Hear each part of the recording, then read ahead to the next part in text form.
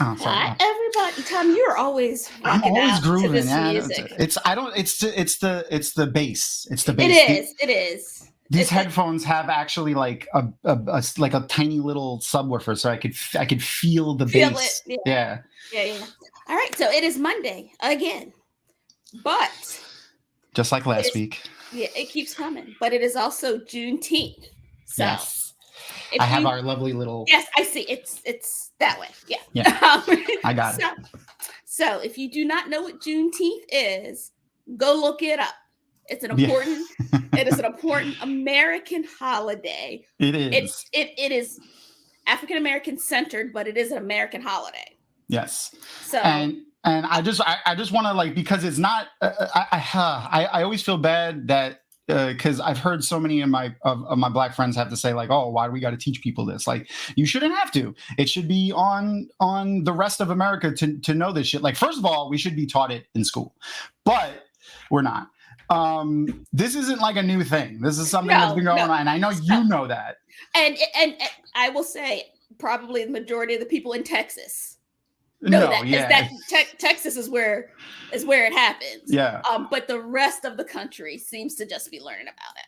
Exactly. So I encourage everybody to go, and if you don't know what it is, go get educated, check it out. I'm gonna put a link to the Smithsonian in our chat. It goes to the official Smithsonian.edu website, and it gives a full background on what it is and where it comes from. So I just encourage everyone to, if you don't know, it's not that long of a read. Just go get educated.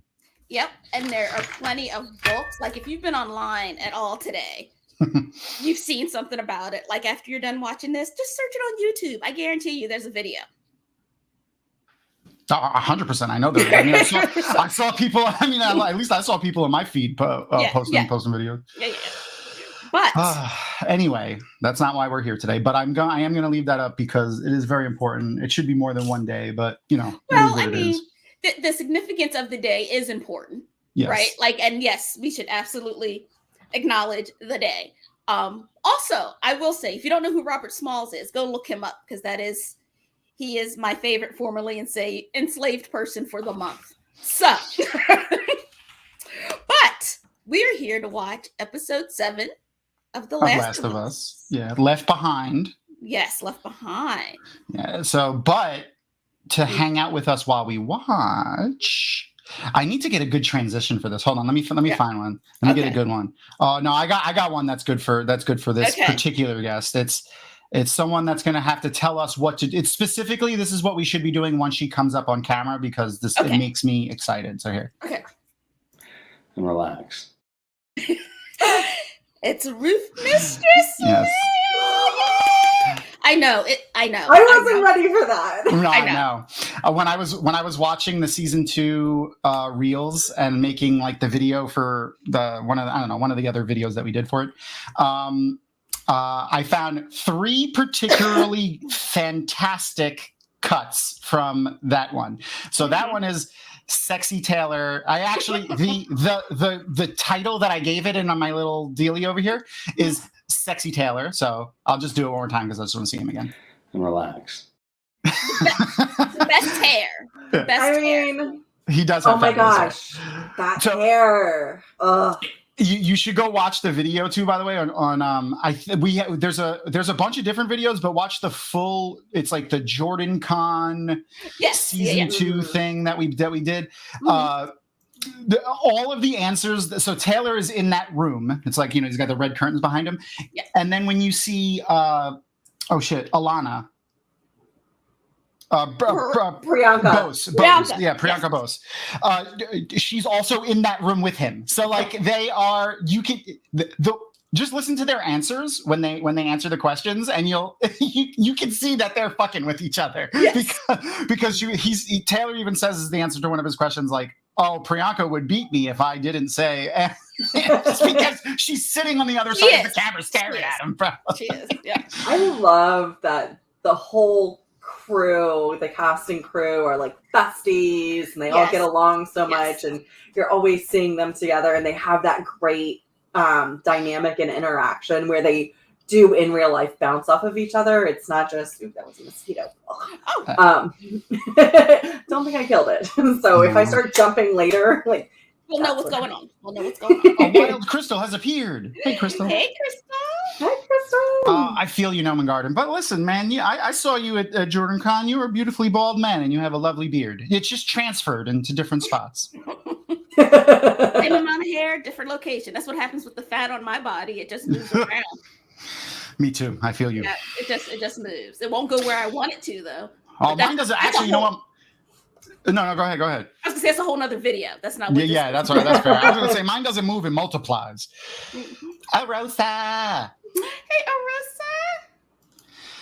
Arosa. So all right, I did say there were 2 other clips. So this is I know. So I forgot what we ended up calling him. I called him Daddy Dane, and then they were like, or no, Daddy Bornhold. But then we were like, no, we can't call him that. We have to call him Daddy Dane because Daddy Bornhold is is Gio from Bornhold. Yeah. So this is Daddy Dane. So we have Dark friends beware. and his interaction with the community has been amazing. Oh, he's been great. It looks like they're having a ton of fun. Oh yeah, you can just reacting to like their own Twitter, like their own Twitter accounts. The named Twitter accounts, and then bouncing off like I mean, wait, hold on. One more. Go ahead. Dane is coming. Yeah, it was a good one. Sorry, I like Leandrin being hot, Dane being hot, like even Valda being hot. Like I appreciate it, but also I'm so conflicted. Like I don't want to have like these like burning feelings towards some of these really truly awful people. I know. I mean that's the way life is. I mean, we all have that one person in our life that was like, you know what? Yeah, you are so horrible, but nice to look at. So I want you to tell me what you guys think of this, and I'm going to put a poll in chat in a second. Soon as I get it logged me out of the Dragon Mount account, damn it. But I want to get a poll in chat in a second, but I want to hear what you guys think, and post what you guys think in chat as well. So I think what they're trying to do by making, like, I really feel like because Dane Bornhold in the books is a completely unredeemable character for like 99%. Yeah, up until Galad and Perrin officially unite. Yeah, which is like the last book. It's the second to last. Well, book. the second to last book. But like he's pretty much irredeemable all the way up to then, and even then he's still kind of shitty, right? He's mostly shitty. I'm getting back through A Memory of Light because I read every year. My attempt the past 2 years has to get my reread done before Jordan Con, and last year I was listening to A Memory of Light on the plane last year. This year I was 2 books short just because life came up. So I was like, okay, WatCon. I'll like finish before WatCon. So anyways, I just passed the part where Dane like very begrudgingly went up to Perrin and was like told him the truth about who actually killed Perrin's family, which was still traumatic to listen to. But you could tell like he's trying. He's trying to be a good person. He's realizing the errors of his ways and had been very misguided by Pat and Fane and let just his bias, like, he killed, what's his face? Buyer. Yeah. Whatchamacallit, my thought was that they could be combining Dane and Buyer. And another character. So I had a lot of ideas for that. One of which is Galad. So maybe not the entire character, but his White Cloak storyline. Interesting. Like just make him a completely different persona than we know in the books. Yeah, I was gonna say, but then what are we gonna do with Galad? Because like, I mean, they could be getting rid of him entirely or merging the other half of Galad's storyline with Gawain. But I really want to see who they pick for Galad. I know, me too. So here's my thought. So they take the White Cloak storyline from Galad, give it to Dane, and they take the rest of his storyline and give it to Gowan. And one of the main reasons why I thought this was when we saw I don't know the correct way to pronounce this, actually. Geofram Bornhold? Joffram? Okay. I assumed it was like Jeff with the G. Yeah, that's what I thought too, but then there's the O, and I was like, this is weird. I think it's Joffram. Okay. Yeah. That's what we're going with. It's canon now, Joffram. So Joffram Bornhold, like when we saw him, he tells Moiraine, like, listen, that's a Trolloc blade wound, and you need to go to an Aes Sedai to get that healed. Like, I feel like Joffrey Bornhold in the books would never have done that, ever. He would have been like, listen, I'm sorry, you're going to die. Like, that's it. There's nothing that you can do about that. I disagree. Joffrey was a very kind-hearted person, and like he would have told, like, if he thought somebody was gravely injured, if he couldn't help them, he would have told them, like, go get help. But going to an Aes Sedai isn't that trifling with the Dark One? Like, even to be healed. It's the only way that you So that's a very I feel like that's more of a questioner point of view, also a buyer or a Dane. I think Joffrey was much more well-rounded, and if like he thought somebody was gonna, he's like, look, I don't normally say this, but the only person who's gonna be able to save you is an Aes Sedai. So like, unless you want to die, go to them for healing, but I don't like. But then get away from them as quickly as possible. That's fair. I mean, honestly, I couldn't see any book White Cloak, like actual White Cloak, like, you know, either a questioner or an actual White Cloak, not like, you know, Seven Bauer. Like Seven Bauer would have been fine with that, but like, because he wasn't really a White Cloak, he was, you know, he worked for them. Niall would have, because we only really see the worst of the worst of the White Cloaks. So I feel like if we had met Trom or some of the other Galad friends earlier. That's true too. He did say if you find a sister, not if you find one of those witches, like, you know what I mean? Like when he talked about the Aes Sedai in the show, when he didn't have a disgusted look on his face. He wasn't angry. Like he was just like, if you happen to find an Aes Sedai, you should get some healing. Like that, like it just felt so anti-book him that I thought maybe what they're going to try to do is like he imparted that onto Dane, and that's how they're going to marry that into Dane, if my theory is true. Now, I will say there were some White Cloaks that kind of looked at the guy as people that just needed to be saved. So not that they were inherently bad, it's that they were just misguided. Yeah. Right? That's true. Like stop channeling and leave that alone. Yeah. Over here, and you can be, because I mean, I can't remember the exact wording, but everybody can be redeemed in the light, basically. Yeah, right? yeah. The light. Well, that's why Niall was justifying Morghese, even though she was trained in the tower and she could technically channel. Right. Like he had that grace about him that like you're just not doing it. You're choosing not to do it. Yeah, yeah. I totally agree though. Like I doubt every single White Cloak was a sociopath. Like I'm sure some of them are just, you know, uneducated, you know, the same way another certain group of people target uneducated people and turn them against people for no reason other than they're different. Well, and they even said like the questioners were, and we see a lot of the questioners, the questioners were the more extreme ones. Yes, that's where the psychopaths. So Asanawa, Caradon, so like those are two of the main White Cloaks that we do see, besides Bornhold, who's just out for vengeance for his dad. He's not even necessarily so much anti Aes Sedai, he's anti-Perrin. And then Bayer, who's just fucking crazy in general. So like those are the four main White Cloaks besides Galad that we really get points of view from. So the two questioners and the two crazies. Yeah.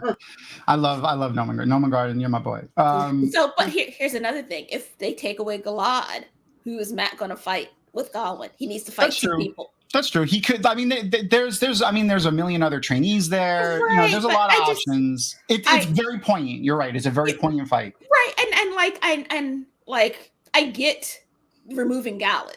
Like I understand, like it would make sense. We got to shave some of these characters off. We got to. Or even if they didn't remove Galad, they combine the other people into him, or yeah, like instead of it being Galad, instead of being Gawain with Galad's bit, it's a more hybrid version of the two of them, where maybe they're named Galad and not Gawain, or maybe they're just named Lancelot. You know, like they just go deep into it and come up with a new name, but it's the same two characters. You know.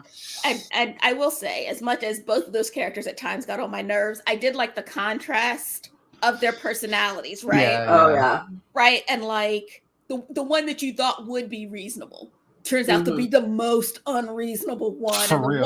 And the one that you're like, there's no way. And he's like, well, wait a minute, maybe there is some gray. Let me take a look at the gray. Yeah. And the other one's like, nope, it's black and white. I've decided it's black and white. That's fair. All right, so I'm gonna get ready to end this poll in a second, but yeah, so that's been my 2 cents on the thing with Galad and Jeff from Bornhold, you know, like, because it was just so out of character when he said that, and I'm like, wow, what could they be doing? And then when we saw Dane, I'm like, man, that man is good looking. Why would they make this horrible character so good looking? I mean, it's good to make horrible characters good looking because it makes the audience more conflicted, right? That's fair. I mean, and it hurts. It hurts a little bit more though, right? Yeah. I mean, it hurts a little bit more. It's like, goodness, Killmonger was crazy, but he could come over. That's true. That's very true. Michael B. Jordan is a good-looking man. He could come over anytime, and we will talk about why what you did was wrong. Like that is talk about. Yeah. All right. So yeah, all right. So here we go. Let's end the poll. We'll see what it says. Yeah, I don't know, man. I'm excited. Oh wow, 50-50. Wow. 50-50. Right down the middle. All right. So everyone's split. I like it. I'm excited now to see what happens with the Wheel of Time. But speaking of Wheel of Time, because we're terrible at this, and you know, Ebony and I know you so well, yes. and we love you. I didn't think maybe we should, you know, introduce you to the audience. So I have your name has been scrolling across the bottom this entire time. But so joining us today is the lovely, amazing Leah, the roof mistress of Threefold Talk. Yes. Why don't you give us a little tidbit on who your co-hosts are? Yes, and give us the spiel. Yeah, and what did you guys talk about last? I mean, I know, but I like hearing you talk about it. I saw the aftermath. Oh my god. So I'm on a show on Thursday nights, 9 p.m. Eastern. It's on the Malkier Talks YouTube channel. It's called Threefold Talks, in case you haven't noticed the banner or, you know, my name. There's going to be a link in chat in 2 seconds. And we have 4 of us who identify as Aiel, and our other co-host, who's our token Wetlander. Took us way too long to realize token and token. Yeah, that was embarrassing. And we do. My toe gif. I'm so glad Mel's on here because she hates so much. Sorry. I'm fine with them. Mel hates them. But we start off every segment with a Daily Veil, so it's the news of what's happened in the community and hopefully the Wheel of Time Amazon Prime over the past week.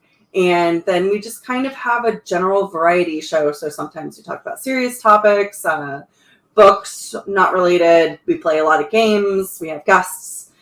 This past week, we took the pictures of Bane and Chad that got released at JordanCon, and the ABC maidens. Hold on, I got them. Yeah, so Raga and Maya, and loved their. So there was I think maybe it was one posted on social where Raga and Maya have really big,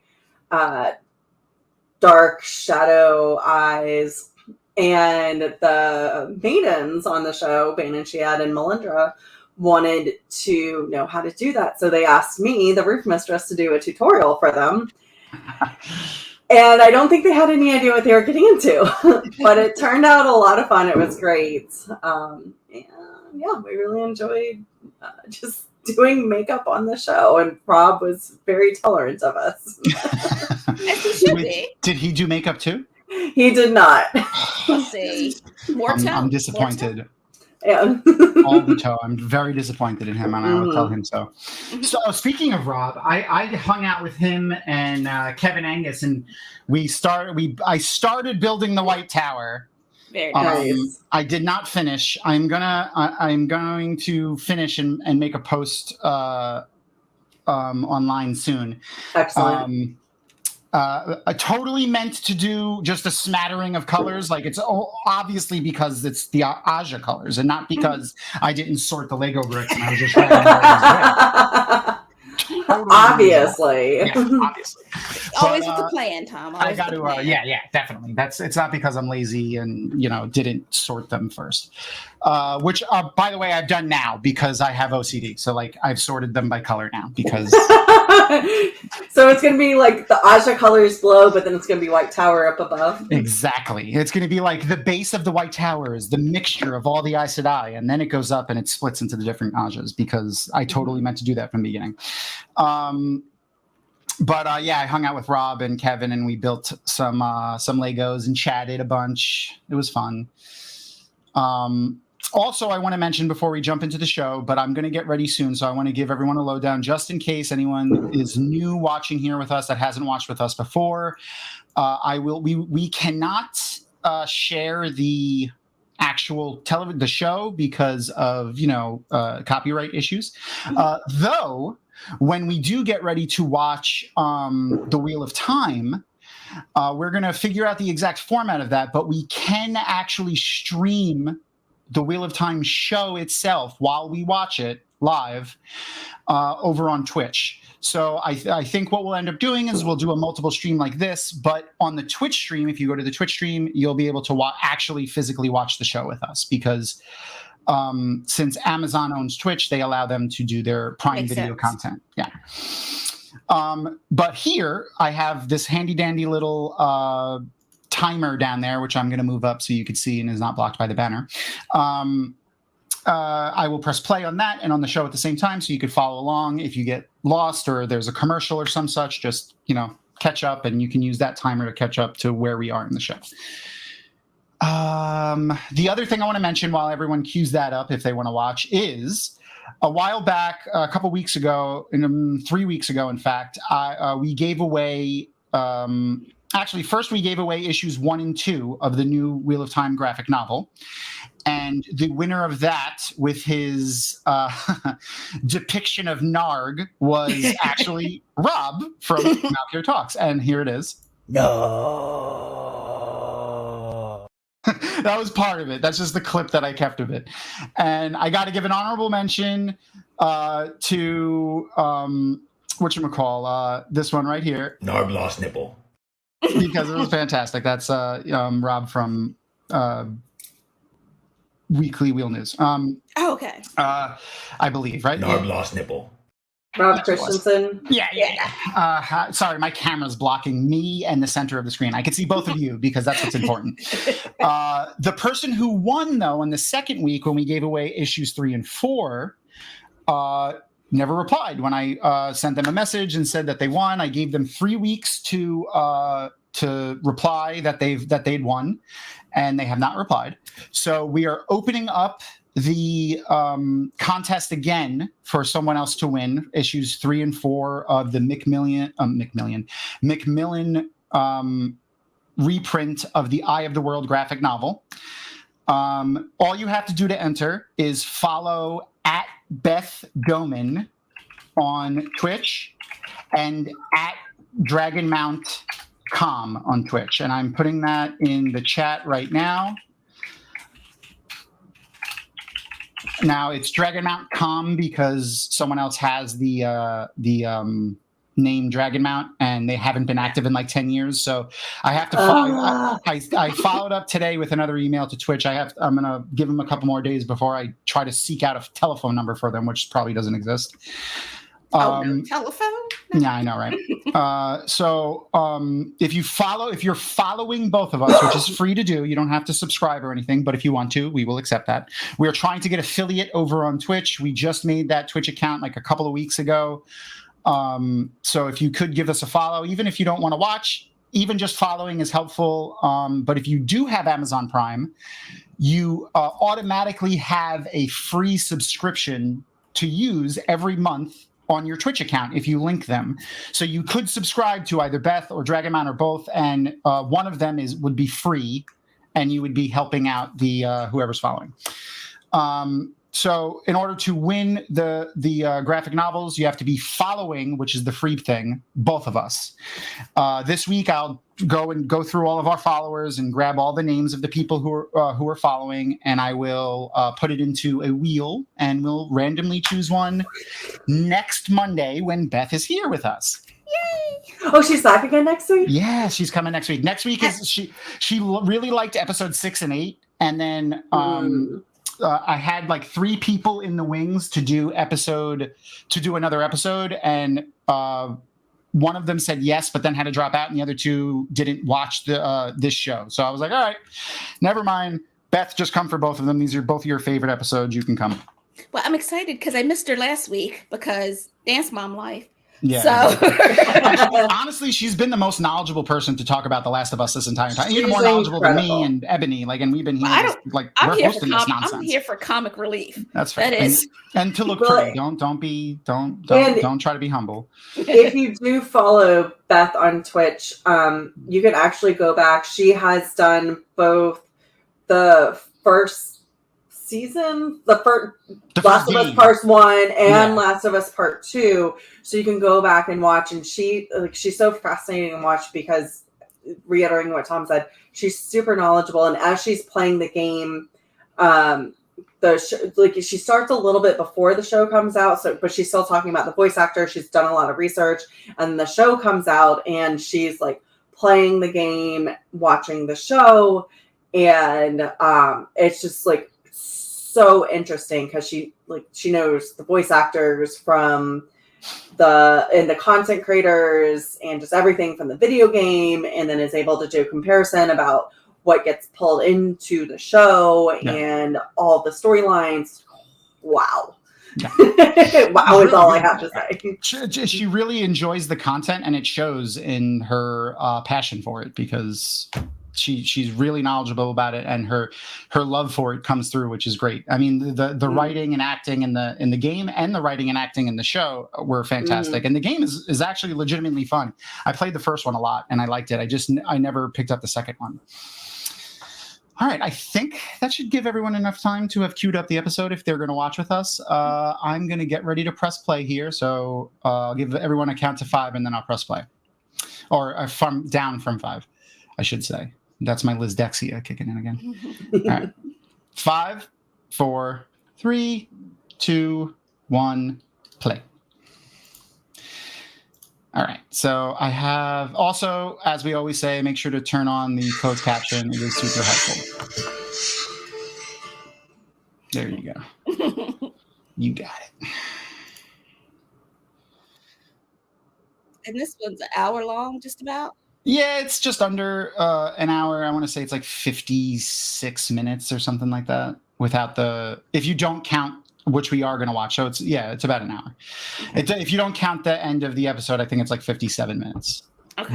But we do usually watch the recap in the beginning. So I fucking love what's her face? The woman from I said her name last week. Tara from True Blood. She plays Tommy. Oh, yes, I forgot her name. Shit. She's so good. I fucking love her so much. She's so great in this episode. I'll be right back. I'm going to go grab the headphones from my phone so I can listen to both things. Oh, yeah. No problem. I'll throw you back. I forgot I was going to do that. Yeah, no problem. Thank you, Noman Garden, for that time. I love Noman Garden. He is my favorite. Don't tell everyone else, but you're my favorite. Oh, Tina Wesley. Rutina Wesley. That's her name. She's fantastic. I love her.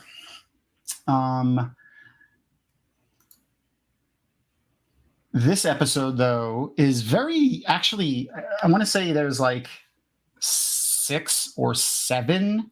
And we have a wild Leia again. Yay. Hide my face so I don't have to look at me. I just want to look at you two. There's only like, I want to say 7 or 8 named characters in this episode. There you go. Thanks, Omen Garden. 55-26. There's like 5 or 6 named characters in this whole episode. That's it. Everyone, it's because it's really just focuses on Bella Ramsey and Storm, whatever her last name is. I don't remember her character in the show. I don't remember Storm either, but watching it the first time, I'm like, I know that little girl. I know her. And then I figured out where I knew her from. But also, she looks like she could be Zendaya's sister. For real. Like I when I first saw the coming attraction, I was like, Zendaya's in this? She does, yeah. In Euphoria isn't she in a movie with Zendaya where she plays She's Zendaya's in Euphoria, sister? yeah. Right, she's the main Zendaya's character sister. in Euphoria, yeah.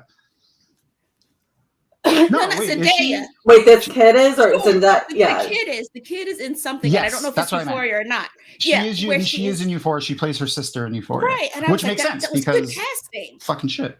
Yeah, that was really good casting. But Yeah. she was in A Wrinkle in Time. She was the main character in A Wrinkle in Time. Yes. Oh, That's who she was. Because I saw her and I was Yes. like, I know her. I know that young lady. Yes. That was my wife's favorite book as a kid, and her and I have watched that movie a bunch because she loved it. I have a confession. Yes. Never read A Wrinkle in Time. Really? I never read it either. So I never read it either, but I was very excited to take my girls to go see it because the dad's a physicist, and in the movie, the dad's white and the mom's black. And I'm like, look, it's your life. Nice. That's fun because he's a physicist. That's great. That's fun. Mhm. Okay. It's like, this is your life. That's great. She's also I watched a movie recently that she was in. It was called Missing. Really, really good. Okay. Storm, whatever her last name is, I'll remember. I just love the fact that her parents named her Storm. Yeah, that's true. I wonder if they were going for Storm like Storm from X-Men. I mean, in my mind, they were. So That's fair. So we've talked a lot about how Joel has like evolved as a character over the time.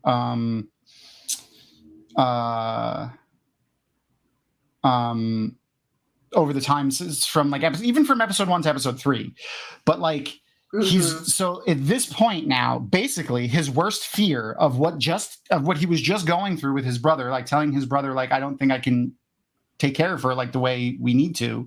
I can't protect her. Is happening right now. Like he got stabbed, he might die. She has to take care of him, putting herself in danger. Yep. Yeah. So what do you think? Is this like I don't want to say rock bottom for him, but is this like the huge turning point where now he's going to just completely become new version of Joel? Is this like old Joe or the apocalypse Joel dying and then old Joe like from pre-apocalypse coming back? Well, especially with her sticking around and hanging with him through all of this and what she goes through in the next portion, like the next episode. Yeah, it's like he's realized like we're a ride or die. Like she's not leaving. She can take care of herself also, which I think next episode, I can't wait to hear what Beth says, but she literally takes care of it. So I don't want to get too far ahead. Yeah. Well, no, you can spoil it. Yeah, like we talk spoilers. about the whole. We're spoilers. But yeah, well, in the whole thing that happens with the priest, like I was honestly during that episode, I was waiting for Joel to come save her, and I'm so glad. And in the after scene with the directors and the creator, they were talking about how they deliberately did not want Joel to come save her. Like they wanted her to save herself. And that's just so clutch. Like you're always expecting, like Joel's the hero, right? Yeah. So he's gonna come in on his white shining horse and he's take the care of adult everything. and she's the kid. Exactly. And the fact that she saves herself, he realizes that I think there's this mental shift for him that like I don't have to worry about her because she's going to do what it takes to survive. Yeah. And for me to survive as well. Oh, I think this scene that we're watching is also indicative of that personality trait within her. Like she is not flight person. She is a fight person. So she will, again, this is, getting in a fight at the academy or whatever we're calling it. Yeah, but it's dangerous because like it's not just like she's at school, like they kill people, like this government is a fascistic dictatorship, so like they'll put you in situations that are not safe for you. Yes. And that's what the instructor is telling her right now, that you could be a grunt or you could be an officer. Like, you need to make a choice. Yeah. So and it's, I think it's important to point out too, at this point, this is pre her finding out she's immune to the thing, pre her girlfriend here dying. The only trauma that's happened to her, but like, at this point, the only thing that's happened to her is, her She's being an an orphan. orphan and being raised here. So like, she does have that fighting instinct, and it's really good to see. It's innate within her. That's her nature. It's not her nurture. Yeah. I think she has personally nurtured it, and her friends have nurtured it. It's very obvious the institution has not nurtured that within her. No, she questions everything. She's very much not the soldier that they would want her to be. Also, this Asian dude, where else is he? I was about to say. His name is Terry Chen, Chen. He was in a bunch of stuff. He was in Jessica Jones. He was in something else. What was he in? Oh, The Expanse. He plays Prax in The Expanse. Yes. So he's been in a bunch of stuff, but he was in like 6 episodes of Jessica Jones or 7 episodes of Jessica Jones, season 2, I think. Okay. And he was in like all of the, I don't remember which season of The Expanse, but he was in like one entire season of The Expanse. Well, he was so it was the 3rd season, and then he does a little bit of a flashback in a later season also. Okay. I've watched so many shows at this point, like it's all I know. It's all mushed together in there. And here she's reading her comics, which is so great to see that comics are still they have a thing. Yeah. It has to be a thing forever. Yeah. That's actually this is a topic for another time, but the mythology and storytelling, like comic books and even whatever, are so important to civilizations. There's a former guest at Jordan Con, and so he's actually been on the show before, Sargon Donabed. He's a PhD. He's a professor at a college for specifically history, but like mythology and folklore and its influence on civilizations throughout history. Or he has a focus on Assyrian history and historiological things, but he loves to talk about the idea of like stories and folklore and mythologies, and that could easily be comic books and stuff like that. Oh yeah. Yeah. I mean, that was the stories of the gods in Greek and Roman times. Hercules was Superman. Like that's literally where it comes from. This is also a very quiet episode. There were times where I was watching this episode, even like just now, where like I was watching it. I had it playing on like during the day today while I was doing shit, but like where I thought I accidentally paused it. And like, I was like, what the fuck? No, still going. Still going. Okay. Well, in the quiet, especially later in the episode, is part of the thing that freaks me out, because from the previous episodes that this, like, you're getting set up that this is where Ellie's life goes completely sideways and something traumatic is going to happen. Yes. But it's like, oh yeah, like it's real. Oh, by the way, I do this when I get nervous. So if that starts to get too loud, like just mute me or like tell me to mute, because nah, you're good. You're good. Some people, the guy I dated in college, who loved like suspenseful, scary movies, was like, not my scene, dude. And he'd be like, could you just not do that? I was like, could we just not watch these movies? He was like, if you want to watch these movies with me, I'm gonna freak out. We broke up pretty quickly. Yeah, that's not surprising. he also didn't like that I was taller than him and forbid me from wearing heels. Oh, well, so that right off the bat, that should have been, you should have hit him upside the head with a heel and been like, but college, this is Leia still getting her, confidence legs under her. Yes, college, that's where you learn what you're willing to put up with and what you're not willing to put up with. And again, it didn't last obviously did not last very long. He knew, he started getting mad, because when I got pissed, I was like, I put my heels on real quick. I was like,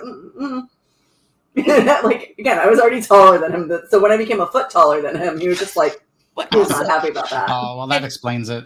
If that's an issue, though, then just don't date women taller than you. Like, don't date somebody taller than you and be shorter than me. Yeah, not all short men are have that Napoleon complex, but I've dated other guys that are shorter than me, and I'm like, just so you know, I like wearing heels. They're like, put on your heels. I love it.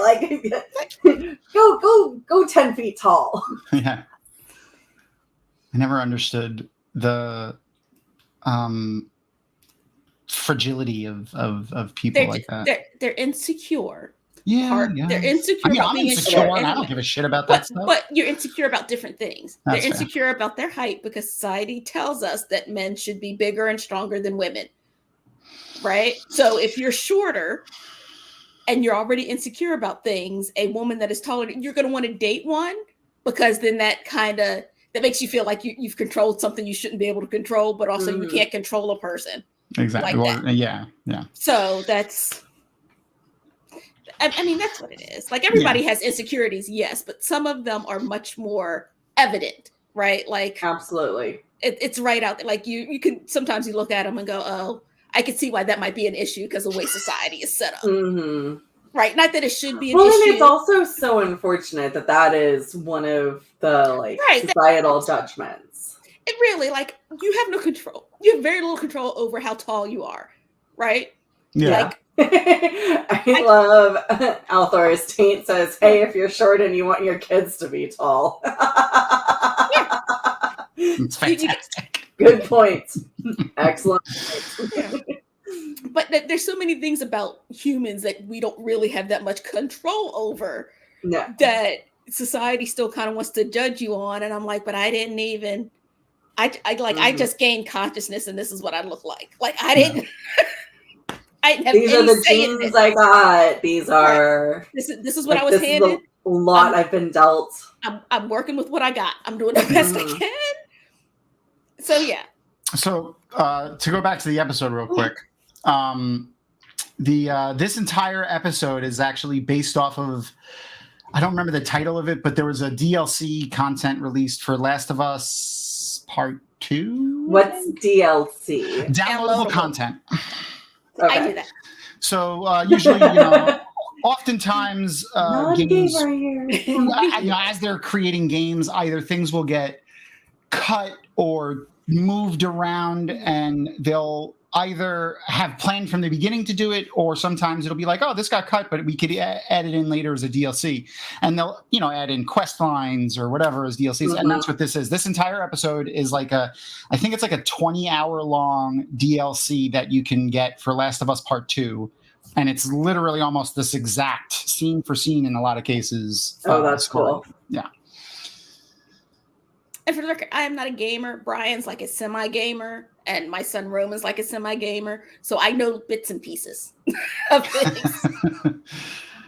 I'm not. We weren't allowed to play video games growing up, and I am that person that I've tried to play, but I get stuck in a wall, in the corner, and I can't figure out how to turn around, so I end up doing this. Yeah, I can't do the first-person things. I cannot.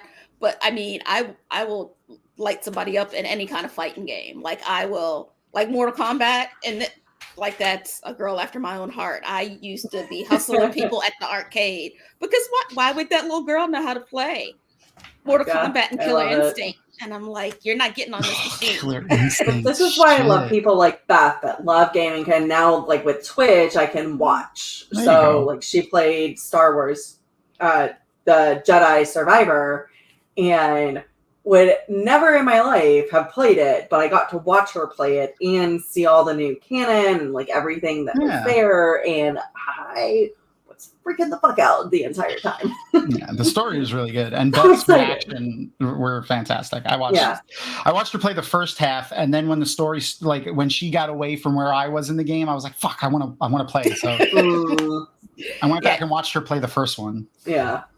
And I have always loved watching Brian play those kind of games. So like so many Final Fantasy games, I have just sat on the couch and watched like a television show while Brian was playing. So. I love that they're drinking right now and just it's like I love it, and they do it a lot in this. They make it like, kids are still kids, they're still going to do the shit that they're doing. They, often when Ellie curses, she does it to like, it's like Elaine when Elaine's cursing. She's like, "Oh, I'm just trying it out for the first time." Yeah. What does this mean? Yourself, like, come off as more mature because like, a mature person curses. Yes, because children don't curse. It's thing that grown-ups are allowed to do. Exactly. Yes, and like it is so many things that I think as kids we think grown-ups are allowed to do is so cool, and we got to be a grown-up. It's like I hate it here. Yeah, like no. Like, please, somebody tell me not to cuss. Make my life so I don't have a reason to cuss. Come to my work. I'll happily go back to not cursing anymore if I could not pay bills. Thank you. Yeah, I would exchange cursing, and you guys know how much I fucking curse. So. Give me a curfew. Somebody fix my meals for all of that, because just taking care of myself is not what I thought it was going to be. And other people, I got other people that I got to take care of. Yeah, girl. At least I've only got my cats, so. Which, by the way, I wore this shirt for Tom, and then you can't see it. So it's fantastic, though. We can see it right now. Yeah. And so it's like my cats gave me a Father's Day card. Oh, adorable. That's so kind of them. Yeah.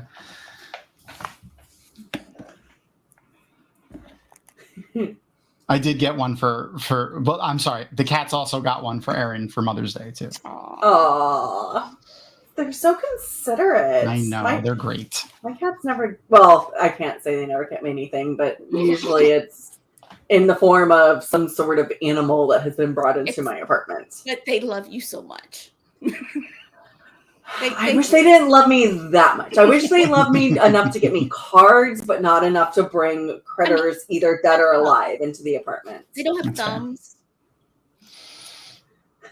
Well, I mean, that's if you don't play them.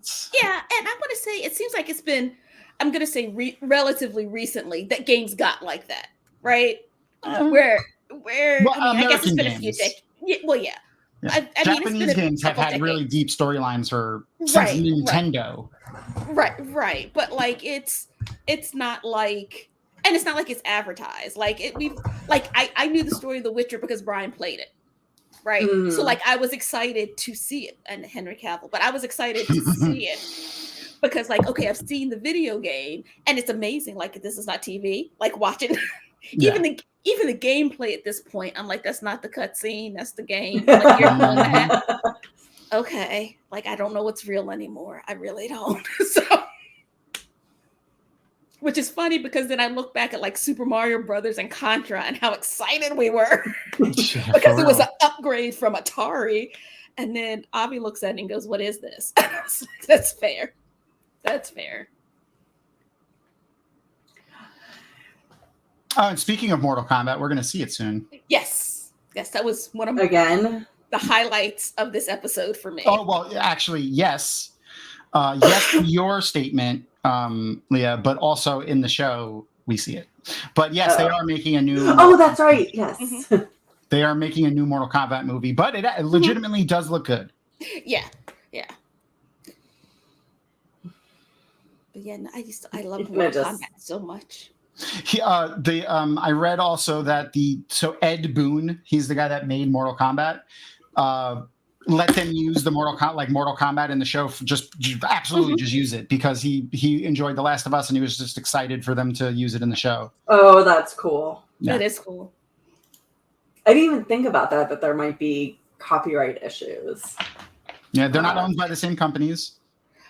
I assume that they like anything that they're showing like from the before times that they went and got permission for, but why wouldn't you want it to be like something that you made lasted through the apocalypse? Like the apocalypse has happened and still there's these man kids, like, those arcade machines they'll last through like yes everything. I believe it.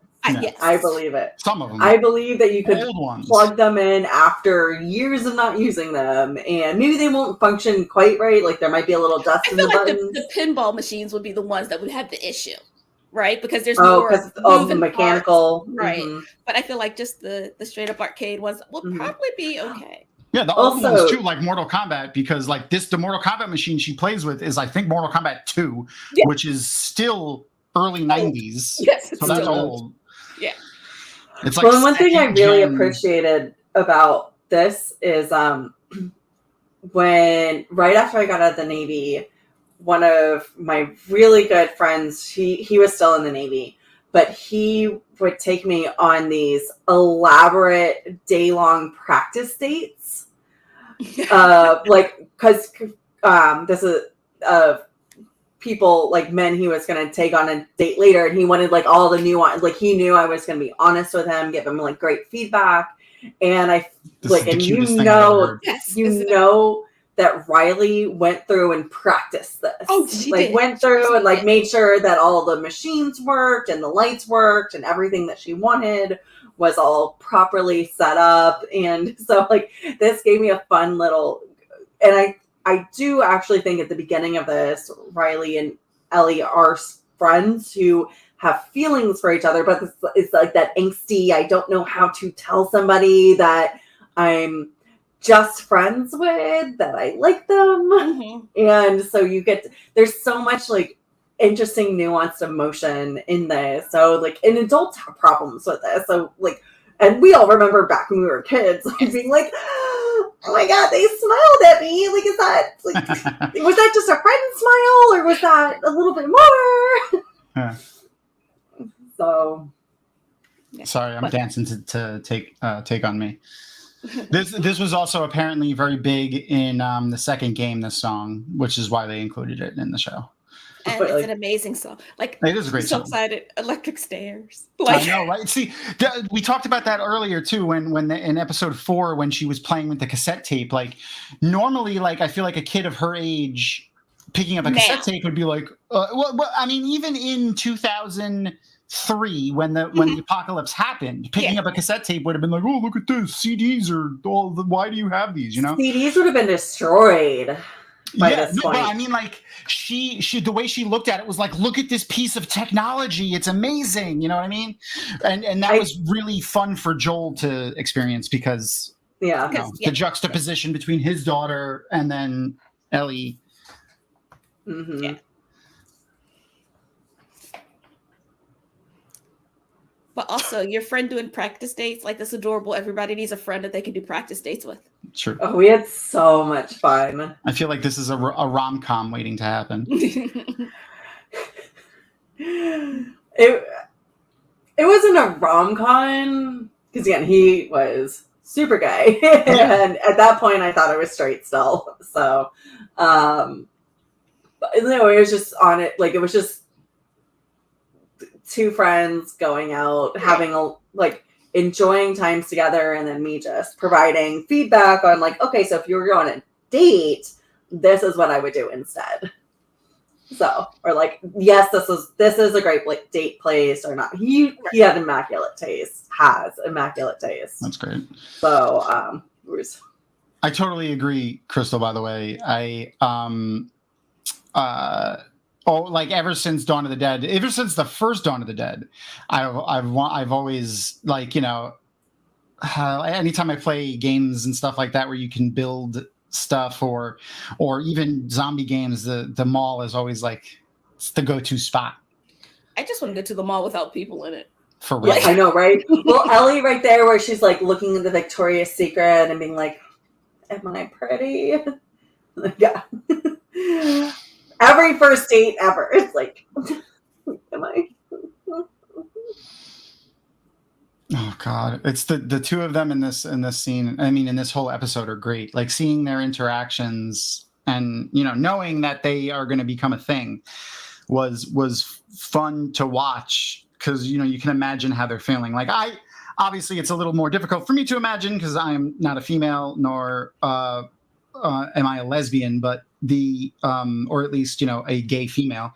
But I also imagining feel as a like kid, I feel like at this point, especially where they are in society, I don't think it's a thing. Probably, like it's who. I think the show has made a point of it like love is love, right? Which is right. great. Yeah, which I like. So these are just angsty teenagers who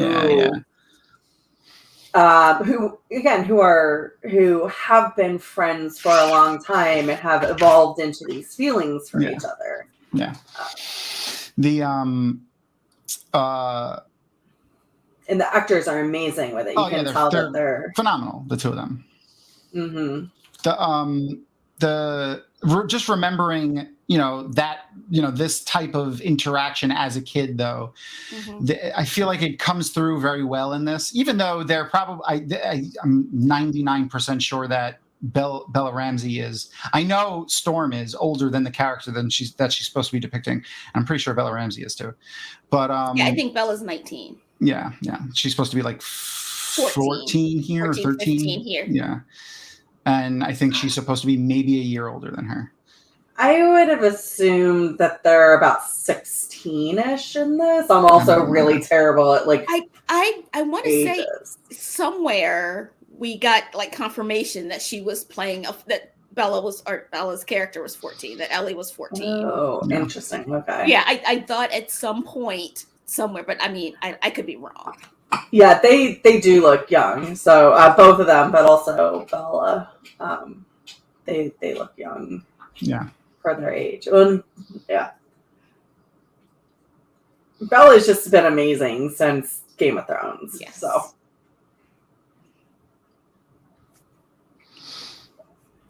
They said, I also had read when I was looking up stuff for this episode that I saw it in an interview with Bella Ramsey that the two of them like hit it off almost immediately on set, and they became very close friends.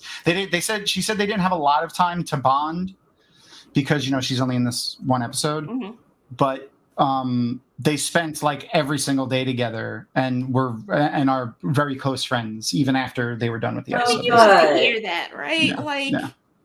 You hope that, because how many of us work with people like, don't come to my house for real, Well, and especially how many people do they work with their age? So they're probably usually working with older adults. And also just like how many kid actors their age are just complete douches. Yeah, she did talk about that as well in the same thing she did where she's running for this to make herself look younger. I looked it up. She's supposed to be 14, but by the end of season 1, she should be about 15 because it takes about a year. So there you go. The character is 14. And she's like 19. She's 19 in real life. Yeah. Still not old enough to drink in the US. No. Regardless. Yeah. I mean, but Apocalypse. I'm sure that was actual whiskey that they were sipping on. Oh yeah, I'm sure. I found out recently, actually, I was talking to somebody from the UK. It's in the UK, at least. I don't know about all over Europe. In the UK, it's legal to drink when you're 5 years old at a sit-down restaurant if your parent buys you the drink. I mean, only to knock them out. Like, that would be like, what are the joy is the kid going to get from it? Yeah, I think he said it was like basically so because you have wine with dinner. Right. Wine is usually paired with a meal. Which I get it, but like if 5-year-olds are perpetually drunk anyway, like you know what I mean? Like a 5-year-old toddler, that they're drunk. They're drunk. Like maybe a shot of whiskey to knock them down for a minute, but Riley's character is 16, so 2 years older. There you go. I love this. Oh yeah. Fuck you. No, idiot. The two of them are the cutest together.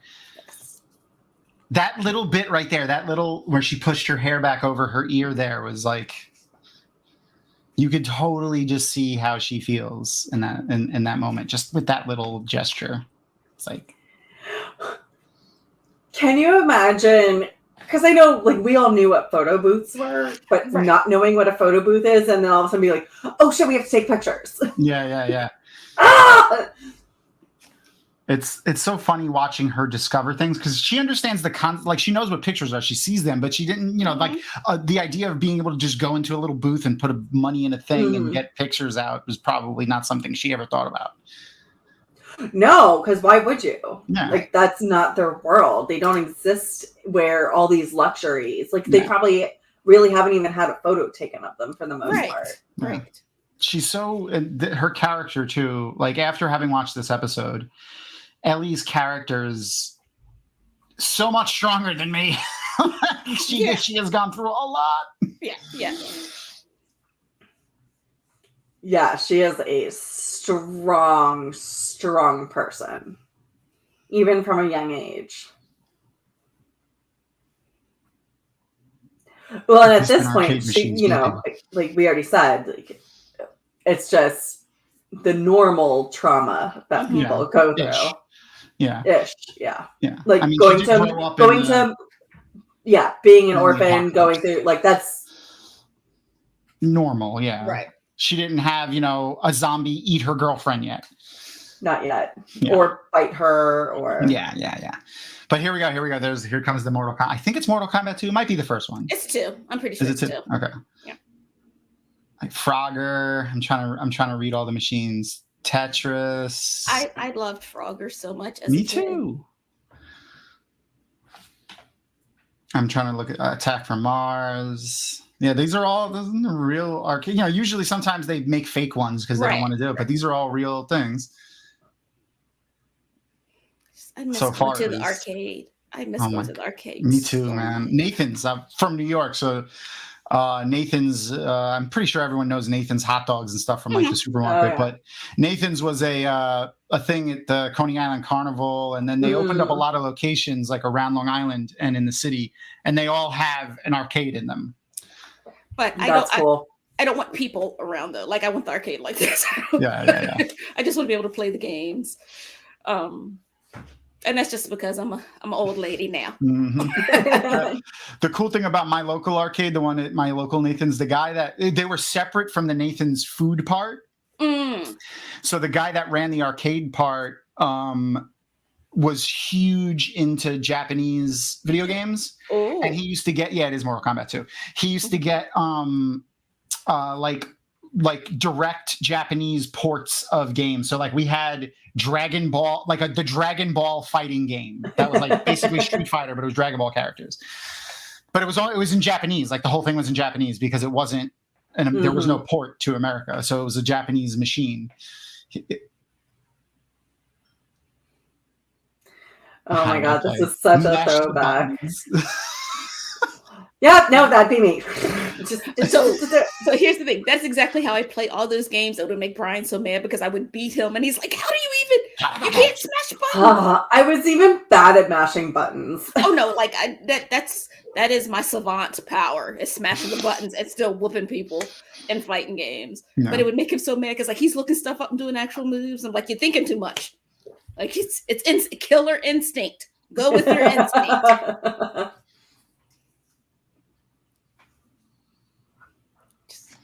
And I only play female characters. That's the other thing. I will not play a male character. And that also makes Brian mad. I was like, I pick a favorite, and that's who I'm going to be. I get it. Yeah. My favorite character in Mortal Kombat 2 was Sub-Zero and Katana. So I like Katana. So I like Scorpion just because I'm a Scorpio, so I enjoyed that. But I still never played the character. Like I refuse. Like it's a very odd thing to be stubborn about. But like even in like Smash Brothers, I'm only female characters. It's just. I get it. She was playing Melina, by the way. Not, Yeah. That's purple is Melina. Katara is Mortal blue. Kombat's notorious for just making all the characters look the same. Katara was like the few times I played it because it was so bad. But I think I played the blue one. Yeah. Because also as a kid, blue is my favorite color. This is where I started freaking the fuck out. Yeah. And I'm really glad we're talking. So, but I'm still like, oh. See, this is we've talked about it before, but this is something that I love that this show does is for purposes of gore, sex, violence, and the zombies themselves, they're sprinkled into the show perfectly. Like it's just like, oh my god, like this is a post-apocalyptic show, and we've gone through. Let me see, what is it? More than half of the episode. We're 38 minutes almost. And we haven't seen a zombie yet. Now, I will be honest, like the first time watching this, as soon as they got in there, I'm like, but the zombies, guys. Like, so I'm like low-key nervous the whole time. And then we got to this. And I was like, somebody come get these babies. Like, why are they doing this? Well, and you really want them to escape, but you know that they don't. Right. Like, you know, because Ellie's been bit, you know that her friend died somehow. But I remember, I just remember Ellie telling them in the very beginning, like I was in the mall by myself. That's what she says. And I was like, I don't like where any of this is hitting. I don't like knowing the outcome didn't make it any better. Like lots of times knowing the outcome, it hurt just as much. Right. Well, so I think it's because I knew the outcome. It makes it worse because you're just the journey. Like I didn't know what was going to happen. I knew the end result. I didn't know how it was going to happen. Exactly, which I feel like sometimes makes it worse because you know it's going to be bad at the end, and you're like, but when and how, and then is there a little bit after that we have? Like, is there a fallout of it? Like everything was a jump scare almost. Like everything that happened. I'm like, this is it. And it wasn't. I was like, Lord, okay. Then this is it. And then it wasn't. It was just, I think it's exhausting. And here's where she gets the book. Oh, yeah. This is the book that she has with Joel. Oh, God. And the terrible dad jokes. Yeah. It's so poignant, though, that she's still like, every time she uses the book. So the book is a joke book. I mean, given whether you think the jokes are good or not, or besides the point, they're amazing. Yeah, it's a kid's book. It's meant to be funny, right? Yeah, but it's tied to this horrible event for her. Well, it's almost like she's reading the jokes in memory of Riley. It's just like she's reminding herself of it over and over again, and it just adds another layer to her character. This is where shit gets interesting. Yeah. Just a pipe bomb. Just a pipe bomb. No big deal. You just have them laying around. Puns as Aiel jokes, to be perfectly honest. But better puns than these. And they just go over the Wetlanders' heads. I do love a good pun, though. As the resident Aiel, what do you think, Ruth Mistress? I always roll my eyes at Wetlander jokes. Obviously, Aiel jokes are way better. Of course.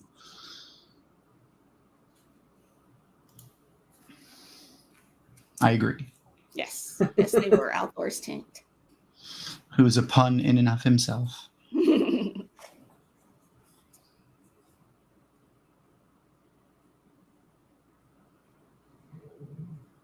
The Fireflies take an interesting journey in this story too. It's like, first you think, oh, they're like the rebellion in Star Wars. Like they're the good guys. Yeah. And then it's like, maybe not.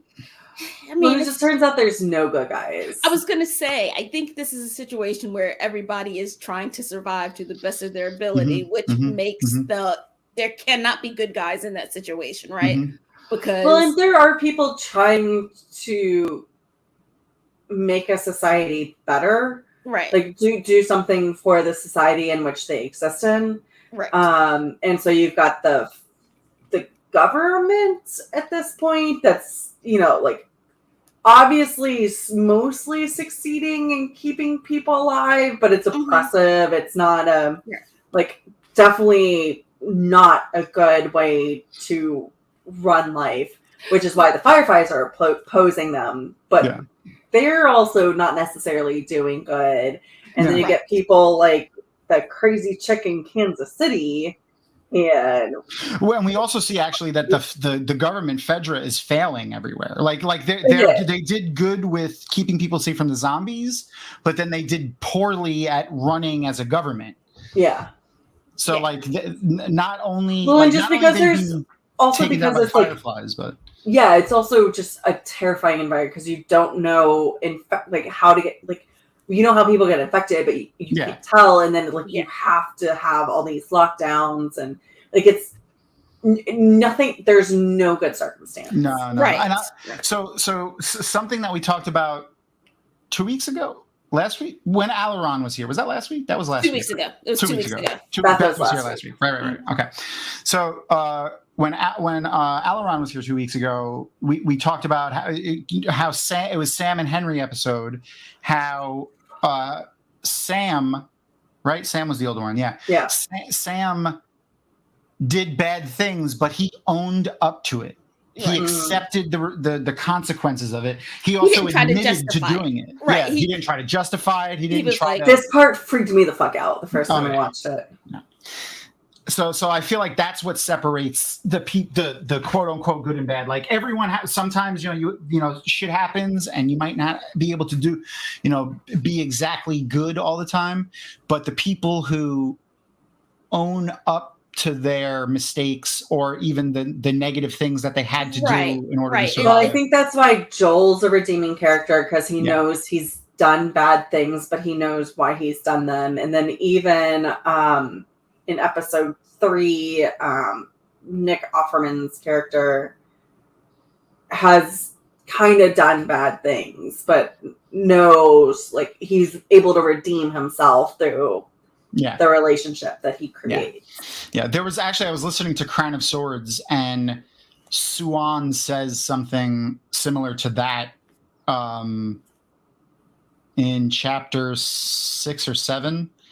I was listening to it for Way of the Leaf because that's where we are in Way of the Leaf, and Suan says something similar to everyone has to do things that they don't like at some point, but it's what separates us from evil people is us owning, taking responsibility for the things. She's talking to Egwene about being Amerlin's seat. Yeah, it's not sugarcoating it. It's I have to do this really terrible thing. I know it's a terrible thing, and in many ways, it's not even necessarily super justified. But this is what I have to do, and I know it's terrible. I'm not going to try to make it seem like it was a good thing that I did. Yeah, and especially as leaders, sometimes you just have to make a judgment call and make a decision. There isn't a right or wrong. There's just choices. Yeah. That's what I really like, how stories have evolved over the last 50 years, where villains and heroes, characters and stories and actions have taken a more, I don't want to say realistic approach, but a more realistic approach to. It's not quite as black and white. So Ebony brought up Killmonger earlier, and Killmonger's a great example where if you just took him within the short context of Black Panther, then he's obviously a bad guy. But when you open the aperture about how he grew up and where he came from and what kind of his goals were, the way he went about it might not have been the best way, but his ultimate goals were not necessarily nefarious. Right. Him, Magneto, and Thanos all. I understand how you got to where you are. I need you to understand this is not where you can be. I know. I understand. I see your logic, but we can't function as a society with you doing this kind of stuff. Yeah, that's all it comes down to. Yeah, exactly. The evolution of entertainment has just been interesting to see in over the course of the last I mean, since I've been watching it 25 plus years. Yes. Well, I mean I don't count when I was like 6 because I don't remember that shit. But I think also we as consumers, I think, are asking for a little bit more. There's only so many times that this can be the bad guy because it's the bad guy. Exactly. Right? Because they're just a bad guy. And this is the hero that never does anything wrong and is always perfect and has no flaws, because I can't relate to either one of those. Right? I'm not either one of those. So it's fine to watch in some things, but give me a conflicted character that I can be like, I can see your point. Mm-hmm. What a conflicted bad guy. Yes, I mean, I literally just told Avi today, because we were going back to our Marvel chronological timeline watch, and was explaining to her, it's like, the best kind of villain is one whose point you can see. Yeah. Like whose point you can understand. You don't have to agree with how he went about it or she went about it. Yeah. But you understand how they got to the conclusion they got to. This was so me in high school, by the way. Maybe not with quite as creepy masks, but I would have loved to have been able to go into like the Halloween store and do this.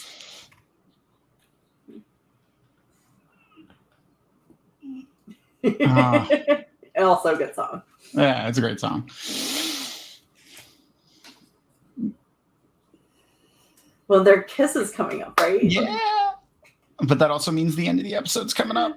No, the scary bad part. Yes. That clown mask reminds me of Killer Clowns from Outer Space. Yes. Yes. It was one of my favorite movies when I was a kid. I like how they didn't fix their hair, too, for the scene. Like, they left it all fucked up from taking the mask off.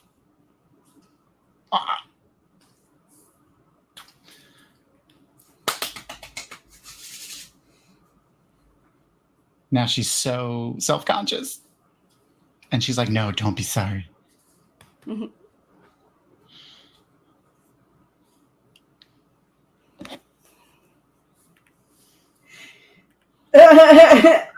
They do this scene, like, even if they're like 19, 20, however old they are in real life, like, that is a hard emotion to get right. And like, maybe I mean, maybe they're close enough to having felt that. Yeah. So maybe it's not hard for them. Maybe it's harder for us adults. God. Yeah. And then immediately to God. life or death. Yeah. Sorry. Immediately to life or death. Oh God, this show plays with my emotions.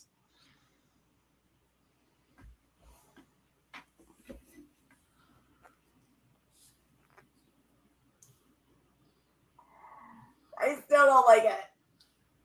There's so much that, you know, happens in this scene with her and her friend in this right now. It's like, you know, is it our fault? Is it my fault? Is it because I fought with her and then she had to apologize and then we did the song? Like, you know, like there's so much that you know, she probably dwells on over and over and over. Or maybe that's just me. Maybe that's just how I do things. I mean, that's how I would have done it. Okay, like, all right.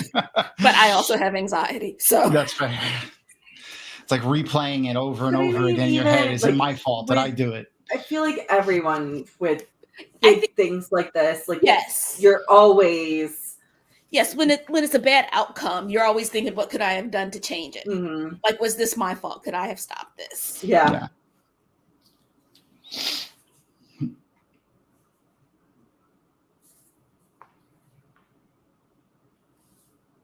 Do they see Ellie's first? Yeah, they see Ellie's first. Okay. God, and then the guilt that she must feel for, like, yeah, they were both bit. They both expected to die together, and then she didn't die. You know. Mm-hmm.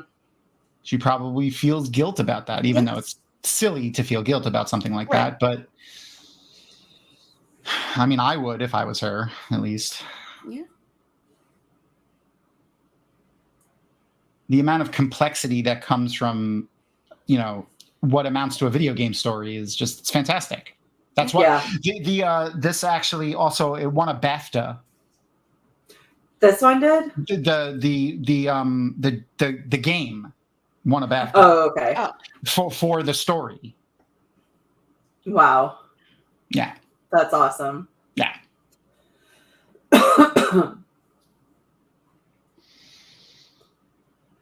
Well, and now you're seeing Ellie in a very similar-ish, like, oh, fuck, I need to save somebody's life. Yeah.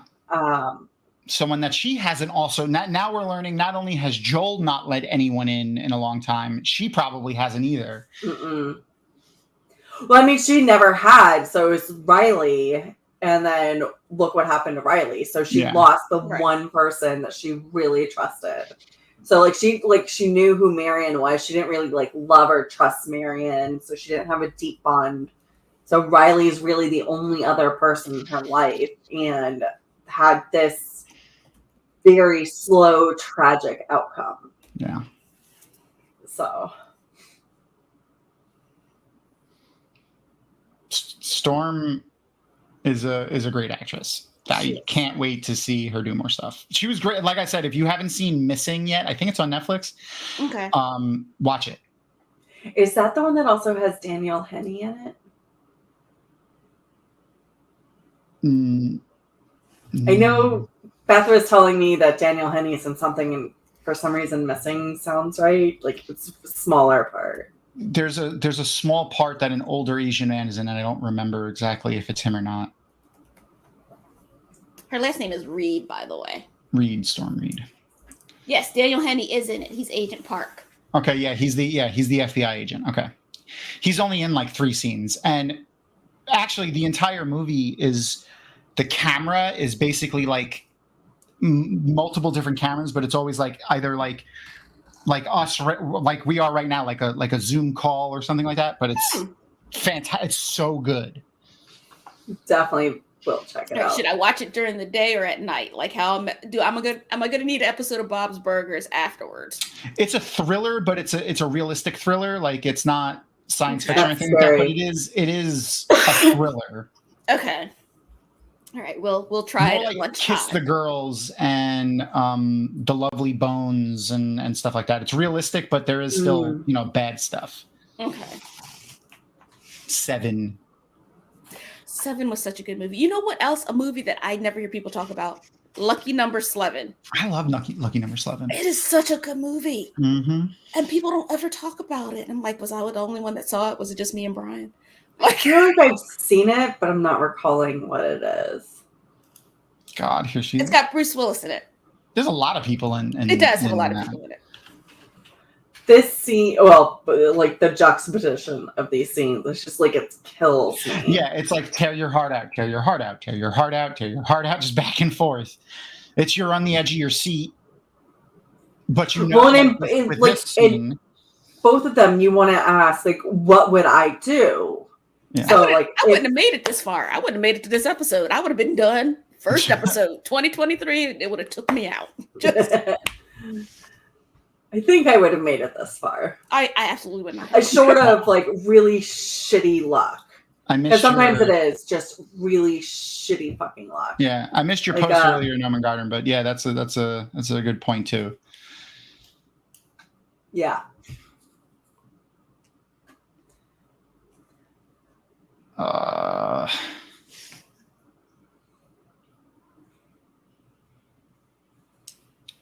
I'm also, something I had wondered, and I don't think we're ever going to get an answer for this, is how much medical training that Ellie and the other academy students would have gotten.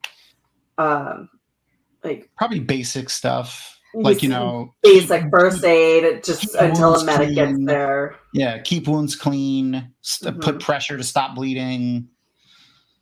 If they're going to not necessarily you're stitching people up. Yeah, I mean, I guess she probably knows, there's a hole, stitch it up, but I'm sure she doesn't do that correctly. Mm-hmm. Fucking leaving us on the edge of our shit. I remember when I watched this for the first time, I was like, oh, shit. I knew, I was 99% sure that Joel didn't die, but still was frustrated at the end of this episode. I'm like, come on. Mm-hmm. Yeah. Man. Absolutely. Sorry. There's Josh Hartnett was the main character in Lucky Number 7. Yes, that's who it was. Ooh. He's actually in the new season of Black Mirror. I forgot which episode like episode, like, I don't know, the episode that he's in is really interesting, and he's great in it, and I really wish he's done more stuff because he's wonderful. He was great in Penny Dreadful too. Oh man, he was in? Oh, I didn't see. Sorry, I saw it. It's okay. A young version of him, like younger Josh Hartnett, would have been a great Gallad, by the way. Going back to Wheel of Time, I think he would. I mean, I know they didn't cast any Americans, but yeah. So yeah, that's the end of what was it? Left Behind. Fuck, shit, that was a rough episode. Yeah. What are your feelings? I mean, other than complete devastation and devastating fear for Joel. They got me again. So and again, they did it so perfectly. So you knew something was going to happen. They gave you suspense, but then they completely misdirected you and then freaked you the fuck out. So it was a great jump scare. Yeah. Did anything surprise you? I mean, other than obviously not like surprise, like but surprise you like in this episode at all? No, on the rewatch. Yeah. I mean, for me, it was how we talked about like Ellie's character of her personality. I don't want to say it was a surprise, but I mean, it was good it was interesting to learn that she's always had like this. This is her. Like, it's not really circumstances turned her into this. Like, she's been obviously, like we talked about earlier, she's been like this since way before all of the traumatic events that happened to her during the apocalypse. She's always been a little bit of a smart ass, a fighter, headstrong, questioning, that's just her. That's who she is. And I like seeing that, especially in a young female character. I feel like 15 years ago, that's not something that you would have seen. Oh, no. Yeah. And you're going to see a lot more in the next episode. Oh, yeah. I don't think anything surprised me per se, but I think going back and rewatching, a lot of the feelings that I had the first time through, I still had them. So it was great that it wasn't just, a first time look, how you felt about it. It's a consistent feeling that persists throughout. So, like, obviously we're picking up that they're a little bit more than friends. All the stuff with Joel, all the anxiety, like the fight and flight stuff with Ellie. So all the stuff, because this is only the second time I watched it. I was a bad brown Aja and didn't go back and watch it. You're a busy person. Also, I kind of wanted to have a pretty awesome day job, which I don't know if you talk about, so we won't. But you are a busy person. Yeah. So, but the writing in this episode, the scene direction, the acting, the music. So the music is something I've been noticing a lot. Like, obviously, you notice music in episodes, but like, since we started doing this, I've been paying attention a lot more to like the choice of music and the timing of it, and it was this episode was great. That the music toys with your emotions. In some ways to emphasize the rest of the scene, and in some ways to like juxtapose what's going on screen, like visually, and it was. I think they did a great job with it. Absolutely. Yeah, there's the Pearl Jam. No, there's the song that she's listening to in the beginning of the show when I don't remember.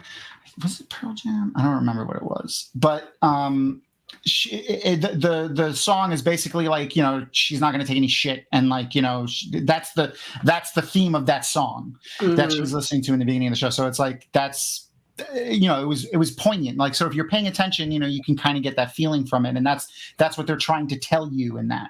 So was it the song that's making, because she's young, so it's not like she's had a lot of time,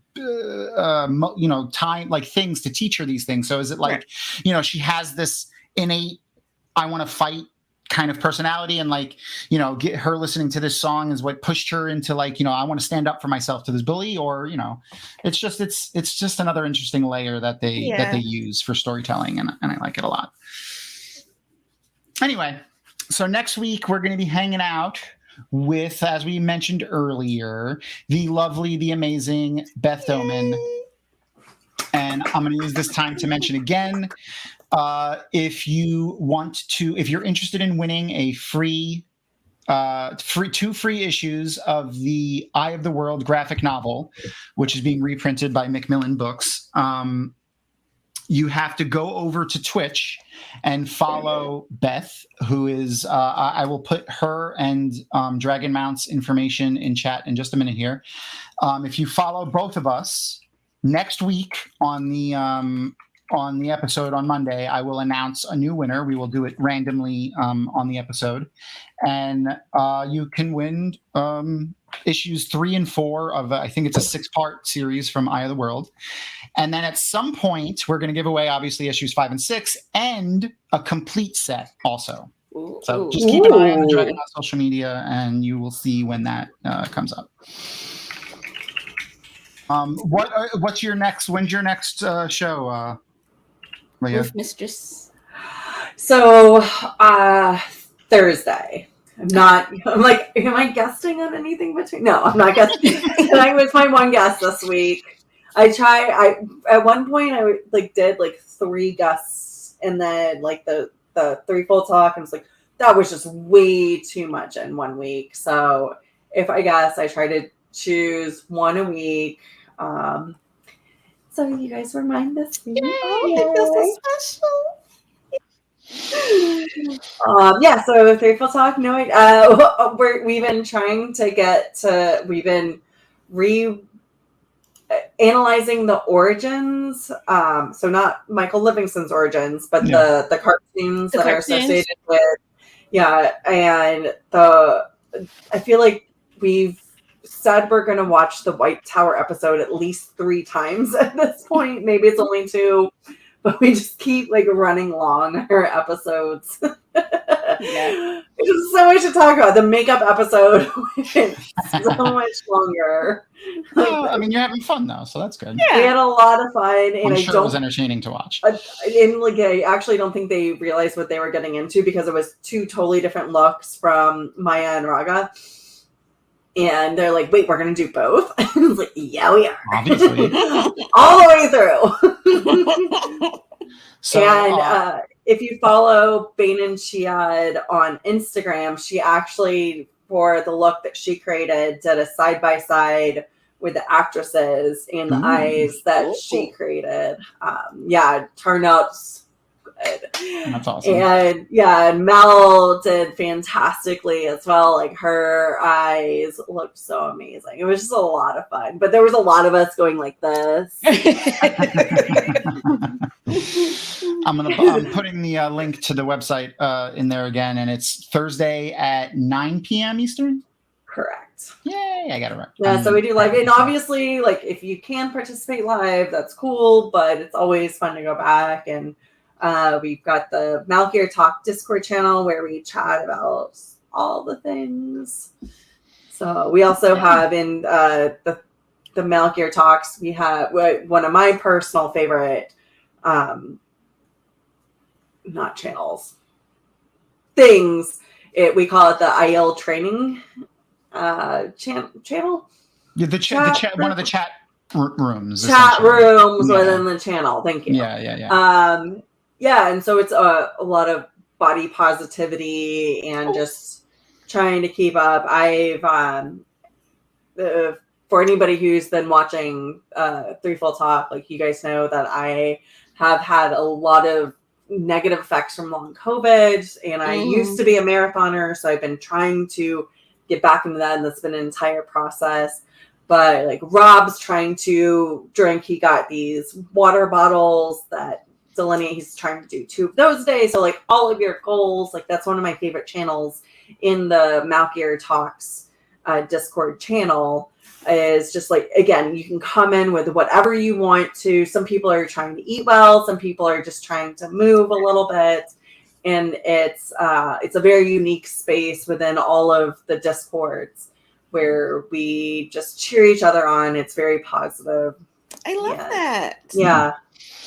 So come join us. Yeah, I should get in there. I feel like it's a good way to use it to keep yourself accountable, but at the same time, it's just being around people that are doing similar things, like-minded, people, and we express our frustrations also. Yeah. So it's not just like, I just because again with training for marathons, like I do long distance, but I've been explaining, like I'm walking them.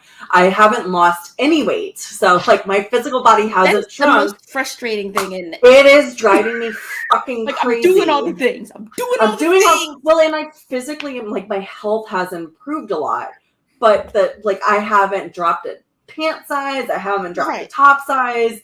So from March to 2 weekends ago, the half marathon that I did in March and the half marathon I did 2 weeks ago, dropped 20 minutes, didn't drop a single not a single Listen, that's awesome though. That's an awesome amount of time to shave off. The fact that you're a marathoner is amazing. So that right there is amazing. Yeah. But yes, no. And this is exactly what people are saying in the channel. So it's like you can express these frustrations, and they're like, "Okay, check, we understand." But also, it's frustrating. So they help you. They help you see your wins and let you vent. So I get excited when I see Brother Zach. Anyways, Brother Zach is one of my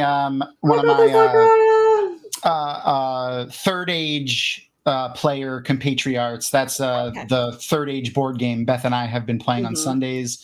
That's what we play mostly on our what I play mostly on the Twitch account right now. Beth also plays like Fortnite and Overwatch and Last of Us she's played, and Star miscellaneous Wars. Games. She did Jedi. She's trying to figure out what her next game is. Yeah, I'm sure she'll explain a lot more next week. So. Yeah. She's got like 10 games in the works and then some games that her and I are both talking about too. So, because she is indeed my sister from another mister, as we like to say. Every time I say it, I got to watch Pitch Perfect. I'm sorry. All right. I love both of you, and I love all of you in chat. Thank you for hanging out with us. I will see y'all tomorrow. Some of you tomorrow on Way of the Leaf, and when we're going to be reading chapters, I think 8 through 13 of Crown of Swords, and then everyone else I'll see next Monday. All right. Bye, guys. Good evening, friends.